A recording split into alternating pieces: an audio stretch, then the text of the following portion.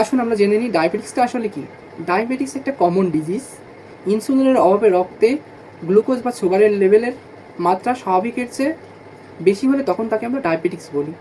অর্থাৎ স্বাভাবিক অবস্থায় রক্তে শর্করা বা ব্লাড সুগারের লেভেল খালি পেটে 7 থেকে 8 মিলিমোল পার লিটার, ভরা পেটে 8 থেকে 11 মিলিমোল পার লিটার, এর থেকে যদি বেশি হয়ে যায় তখন আমরা তাকে ডায়াবেটিক্স বলি।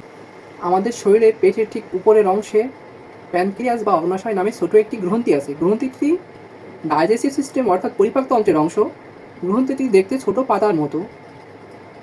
এই অগ্নাশয় থেকে এক ধরনের রস নিঃসৃত হয়। এই নিঃসৃত রস হচ্ছে ইনসুলিন। আর ইনসুলিন একটা হরমোন।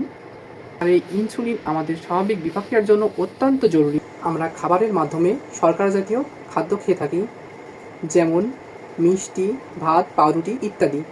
এগুলো হজমের পর আমাদের রক্তে চলে যায় এবং রক্তে যাওয়ার পরে রক্তে গ্লুকোজ বা চিনির লেভেল বাড়িয়ে দেয়। ইনসুলিনের কাজ হলো এই চিনি বা গ্লুকোজকে শরীরের বিভিন্ন কোষে নিয়ে যাওয়া, যেমন লিভার বা মাংসপেশিতে শক্তি বা ক্যালোরি উৎপন্ন করে। কোনো কারণে যদি ইনসুলিন সিক্রেশন বন্ধ হয়ে যায় তাহলে আমাদের ব্লাডে গ্লুকোজ বা সুগারের লেভেল বেড়ে যাবে, তখন তাকে আমরা ডায়াবেটিক্স বলি।